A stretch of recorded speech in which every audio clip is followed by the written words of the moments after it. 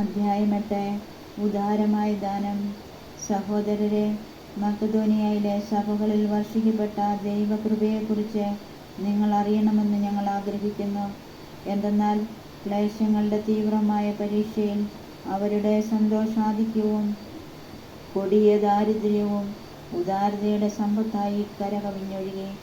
അവർ തങ്ങളുടെ കഴിവനുസരിച്ചും അതിൽ കവിഞ്ഞും തുറന്ന മനസ്സോടെ ദാനം ചെയ്തെന്ന് സാക്ഷ്യപ്പെടുത്താൻ എനിക്ക് സാധിക്കും. വിശുദ്ധരെ ശുശ്രൂഷിക്കുന്നതിനുള്ള ഭാഗ്യത്തിൽ തങ്ങളെ കൂടി ഭാഗഭാക്കുകളാക്കണമെന്ന് അവർ ഞങ്ങളോട് തീവ്രമായി അപേക്ഷിച്ചു. ഇത് ഞങ്ങൾ പ്രതീക്ഷിച്ചതുപോലെ ആയിരുന്നില്ല.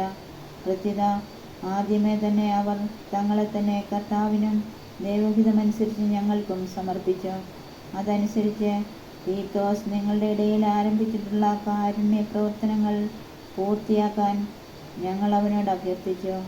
നിങ്ങളെല്ലാ കാര്യങ്ങളിലും വിശ്വാസത്തിലും പ്രഭാഷണത്തിലും വിജ്ഞാനത്തിലും സമ്പൂർണമായ ഉത്സാഹത്തിലും ഞങ്ങളോടുള്ള സ്നേഹത്തിലും മികച്ചു നിൽക്കുന്നത് പോലെ ഈ കാരുണ്യ പ്രവർത്തനങ്ങളിലും മികച്ചു നിൽക്കുവിൻ. ഞാൻ നിങ്ങളോട് കൽപ്പിക്കുകയല്ല, നിങ്ങളുടെ സ്നേഹം യഥാർത്ഥമാണെന്ന് മറ്റുള്ളവരുടെ ഉത്സാഹത്തിലൂടെ തെളിയിക്കുകയാണ്. നമ്മുടെ കർത്താവായ യേശു ക്രിസ്തുവിൻ്റെ കൃപ നിങ്ങൾക്കറിയാമല്ലോ. അവൻ സമ്പന്നനായിരുന്നിട്ടും നിങ്ങളെ പ്രതി ദരിദ്രനായി, തൻ്റെ ദാരിദ്ര്യത്താൽ നിങ്ങൾ സമ്പന്നരാകാൻ വേണ്ടി തന്നെ. 1 വർഷം മുമ്പേ നിങ്ങൾ അഭിലഷിക്കാനും പ്രവർത്തിക്കാനും തുടങ്ങിയ ഈ കാര്യം ഇപ്പോൾ പൂർത്തിയാക്കുന്നത് ഉത്തമമായിരിക്കുമെന്ന് ഞാൻ ഉപദേശിക്കുന്നു. നിങ്ങൾ ആഗ്രഹത്താൽ പ്രകടിപ്പിച്ച സന്നദ്ധത നിങ്ങളുടെ കഴിവനുസരിച്ച് പ്രവൃത്തിയിലും പ്രകടിപ്പിക്കുവിൻ. താൽപ്പര്യത്തോടെയാണ് നൽകുന്നതെങ്കിൽ ഒരുവൻ്റെ കഴിവനുസരിച്ചുള്ള ദാനം ദൈവം സ്വീകരിക്കും.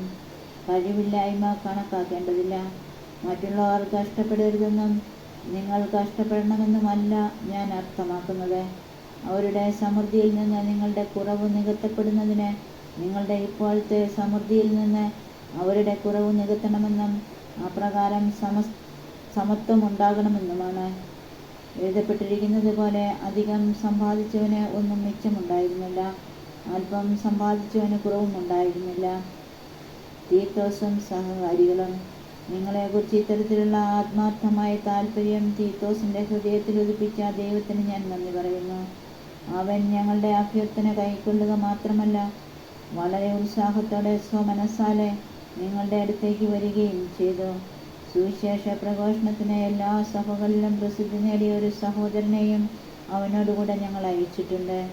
മാത്രമല്ല, കർത്താവിൻ്റെ മഹത്വവും ഞങ്ങളുടെ സന്മനസ്സും വെളിപ്പെടേണ്ടതിന് ഞങ്ങൾ നിർവഹിക്കുന്ന ഈ കാരുണ്യ പ്രവർത്തനങ്ങളിൽ ഞങ്ങളുടെ സഹകാരിയായി സഭകളാൽ നിയോഗിക്കപ്പെട്ടവനാണ് ഈ സഹോദരൻ. ഉദാരമായ ഈ ദാനം കൈകാര്യം ചെയ്യുന്നതിൽ ആരും ഞങ്ങളെ കുറ്റപ്പെടുത്താതിരിക്കാൻ ഞങ്ങൾ ശ്രദ്ധിക്കുന്നുണ്ട്. കർത്താവിൻ്റെ മുൻപാകെ മാത്രമല്ല, മനുഷ്യരുടെ മുൻപാകെയും ആദരണീയമായതേ ഞങ്ങൾ ലക്ഷ്യമാക്കുന്നുള്ളൂ. പല കാര്യങ്ങളിലും ഉത്സാഹിയാണെന്ന് ഞങ്ങൾ പലതവണ പരീക്ഷിച്ചറിഞ്ഞ ഞങ്ങളുടെ ഒരു സഹോദരനെ കൂടെ അവരോടൊത്ത് ഞങ്ങൾ അയച്ചിട്ടുണ്ട്. നിങ്ങളിലുള്ള ഉത്തമ വിശ്വാസം നിമിത്തം ഇപ്പോൾ അവൻ പൂർവ്വപരി ഉത്സാഹിയാണ്. തീത്തോസിനെ പറ്റി പറഞ്ഞാൽ, നിങ്ങളുടെ ഇടയിലെ ശുശ്രൂഷയിൽ എൻ്റെ പങ്കുകാരനും സഹപ്രവർത്തകനുമാണവൻ. ഞങ്ങളുടെ സഹോദരന്മാരാകട്ടെ സഭകളുടെ അപ്പസ്തോലന്മാരും ക്രിസ്തുവിൻ്റെ മഹത്വവുമാണ്. ആകയാൽ നിങ്ങളുടെ സ്നേഹത്തിൻ്റെയും നിങ്ങളെക്കുറിച്ചുള്ള ഞങ്ങളുടെ പ്രശംസയുടെയും തെളിവ് സഭകളുടെ മുൻപാകെ ഇവർക്ക് നൽകുവിൻ. അധ്യായം 9. വിശുദ്ധർക്കുള്ള ധനശേഖരണം. വിശുദ്ധർക്ക് വേണ്ടിയുള്ള ശുശ്രൂഷയെപ്പറ്റി ഞാൻ നിങ്ങൾക്ക് എഴുതേണ്ടതില്ല. നിങ്ങളുടെ സന്നദ്ധത എനിക്ക് ബോധ്യമുള്ളതാണ്. കഴിഞ്ഞ വർഷം മുതൽ അക്കായിയായിലുള്ളവർ തയ്യാറായിരിക്കുകയാണെന്ന് മക്കെദോനിയക്കാരോട് ഞാൻ പ്രശംസിച്ച് പറയുകയുണ്ടായി. നിങ്ങളുടെ തീക്ഷ്ണത നിരവധി ആളുകൾക്ക് ഉത്തേജനം നൽകിയിട്ടുണ്ട്.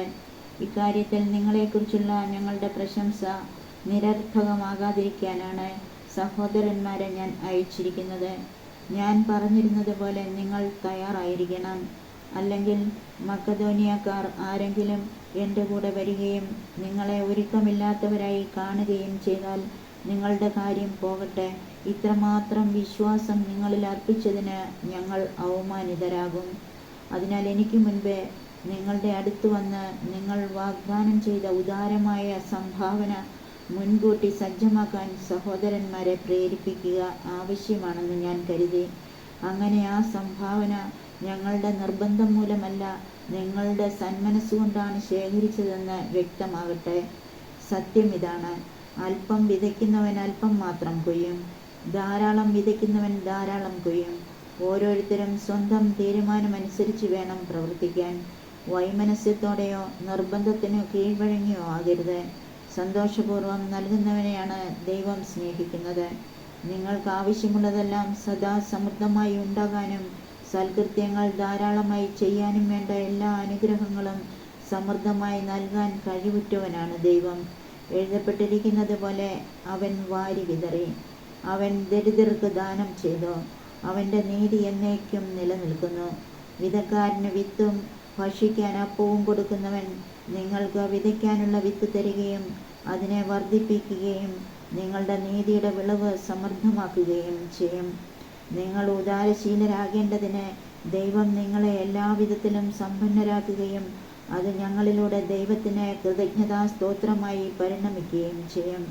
എന്തെന്നാൽ സേവനത്തിൻ്റെ ഈ ശുശ്രൂഷ വിശുദ്ധരുടെ ആവശ്യങ്ങൾ നിറവേറ്റുക മാത്രമല്ല, ദൈവത്തിന് അർപ്പിക്കുന്ന നിരവധി കൃതജ്ഞതാസ്തോത്രങ്ങളിലൂടെ കരകവിഞ്ഞൊഴുകുക കൂടി ചെയ്യുന്നു. ക്രിസ്തുവിൻ്റെ സുവിശേഷം ശിരസ്സ വഹിക്കുന്നതിനുള്ള നിങ്ങളുടെ വിധേയത്വം വഴിയും അവരോടും മറ്റെല്ലാവരോടും നിങ്ങൾക്കുള്ള കൂട്ടായ്മയുടെ ഔദാര്യം വഴിയും നിങ്ങളുടെ ശുശ്രൂഷയെപ്പറ്റി ബോധ്യപ്പെട്ട അവർ ദൈവത്തെ സ്തുതിക്കും. മാത്രമല്ല, നിങ്ങളിൽ മികച്ചു നിൽക്കുന്ന ദൈവകൃപ നിമിത്തം അവർ നിങ്ങളെ കാണാൻ ആഗ്രഹിക്കുകയും നിങ്ങൾക്ക് വേണ്ടി പ്രാർത്ഥിക്കുകയും ചെയ്യും. അവർണ്ണനീയമായ ദാനത്തിന് ദൈവത്തിന് സ്തുതി. അധ്യായം 10. പൗലോസിൻ്റെ ന്യായവാദം. അടുത്തായിരിക്കുമ്പോൾ വിനീതനും അകന്നിരിക്കുമ്പോൾ തൻ്റെടിയുമെന്ന് നിങ്ങൾ കരുതുന്ന പൗലോസായി ഞാൻ ക്രിസ്തുവിൻ്റെ സൗമ്യതയുടെയും ശാന്തതയുടെയും പേരിൽ നിങ്ങളോട് അഭ്യർത്ഥിക്കുന്നു. ഞങ്ങളെ ജഡികന്മാരായി കരുതുന്ന ചിലരുണ്ട്. അവരെ ധീരമായി നേരിടാമെന്ന ആത്മവിശ്വാസം എനിക്കുണ്ട്. എന്നാൽ നിങ്ങളുടെ അടുത്ത് വരുമ്പോൾ എൻ്റെ ധൈര്യം പ്രകടിപ്പിക്കാൻ ഇടവരുത്തരുത് എന്ന് അഭ്യർത്ഥിക്കുന്നു. ഞങ്ങൾ ജീവിക്കുന്നത് ജഡത്തിലാണെങ്കിലും ജഡിക പോരാട്ടമല്ല ഞങ്ങൾ നടത്തുന്നത്. എന്തുകൊണ്ടെന്നാൽ ഞങ്ങളുടെ സമരായുധങ്ങൾ ജഡികമല്ല. ദുർഗമങ്ങളായ കോട്ടകൾ തകർക്കാൻ ദൈവത്തിൽ അവ ശക്തങ്ങളാണ്. ദൈവത്തെപ്പറ്റിയുള്ള അറിവിനെതിരായ വാദമുഖങ്ങളെയും ഔദ്ധത്യപൂർണമായ എല്ലാ പ്രതിബന്ധങ്ങളെയും ഞങ്ങൾ തകർക്കുകയും ക്രിസ്തുവിനെ അനുകരിക്കേണ്ടതിന് എല്ലാ ചിന്താഗതികളെയും കീഴ്പ്പെടുത്തുകയും ചെയ്യുന്നു. നിങ്ങൾ പൂർണ്ണമായി അനുസരിക്കുന്നവരായതിനു ശേഷം അനുസരിക്കാത്തവരെ ശിക്ഷിക്കാൻ ഞങ്ങൾ സന്നദ്ധരായിരിക്കുകയാണ്. നിങ്ങൾ കൺമുമ്പിലുള്ളത് കാണുക.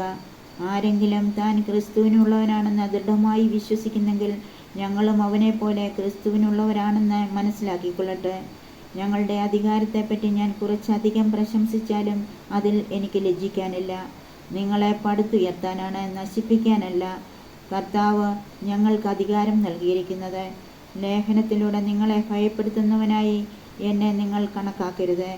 എന്തെന്നാൽ ചിലർ പറയുന്നു, അവൻ്റെ ലേഖനങ്ങൾ ഈടുറ്റതും ശക്തവുമാണ്. എന്നാൽ അവൻ്റെ ശാരീരിക സാന്നിധ്യം അശക്തവും ഭാഷണം മനസ്സിലെ ശക്തതുമാണ്. അകലെയായിരിക്കുമ്പോൾ ലേഖനത്തിലൂടെ പറയുന്നത് തന്നെയാണ് അടുത്തായിരിക്കുമ്പോൾ ഞങ്ങൾ പ്രവർത്തിക്കുന്നത് എന്ന് ഇക്കൂട്ടർ ധരിക്കട്ടെ. ആത്മപ്രശംസ നടത്തുന്നവരുടെ ഗണത്തിൽപ്പെടാനോ ഞങ്ങളെ അവരോട് താരതമ്യം ചെയ്യാനോ ഞങ്ങൾ തുനിയുന്നില്ല. പരസ്പരം അളക്കാനും തുലനം ചെയ്യാനും സാഹസപ്പെടുന്ന വിഡ്ഢികളാണവർ. ഞങ്ങൾ അതിരുകടന്ന ആത്മപ്രശംസ ചെയ്യുകയില്ല. ദൈവം ഞങ്ങൾക്ക് നിശ്ചയിച്ചു തന്നിട്ടുള്ള പരിധി ഞങ്ങൾ പാലിക്കും. ആ പരിധിയിൽ നിങ്ങളും ഉൾപ്പെടുന്നു. നിങ്ങളുടെ അടുത്ത് എത്തിയിട്ടില്ലാത്തവരെ പോലെ കൈയെത്തിച്ചു പിടിക്കാൻ ഉദ്യമിക്കുകയല്ല. ക്രിസ്തുവിൻ്റെ സുവിശേഷവുമായി നിങ്ങളുടെ അടുത്ത് വന്നത് ഞങ്ങളാണല്ലോ. അന്യരുടെ പ്രയത്നങ്ങളുടെ ഫലം സ്വായത്തമാക്കി അതിരുകവിഞ്ഞ് അഹങ്കരിക്കുന്നവരല്ല ഞങ്ങൾ. നിങ്ങളുടെ വിശ്വാസം വർദ്ധിക്കുന്നതനുസരിച്ച് നിങ്ങളുടെ ഇടയിൽ ഞങ്ങളുടെ അധികാരമണ്ഡലം പൂർവോപരി വികസിക്കുമെന്നാണ് ഞങ്ങളുടെ പ്രത്യാശ. അപ്പോൾ അന്യൻ്റെ വയലിൽ ചെയ്ത ജോലികളെപ്പറ്റി പ്രശംസിക്കാതെ നിങ്ങൾക്കപ്പുറമുള്ള സ്ഥലങ്ങളിൽ സുവിശേഷം പ്രസംഗിക്കാൻ ഞങ്ങൾക്ക് കഴിയും. അഭിമാനിക്കുന്നവൻ കർത്താവിൽ അഭിമാനിക്കട്ടെ. എന്തെന്നാൽ തന്നെ പ്രശംസിക്കുന്നവനല്ല, കർത്താവ് പ്രശംസിക്കുന്നവനാണ് സ്വീകാര്യൻ.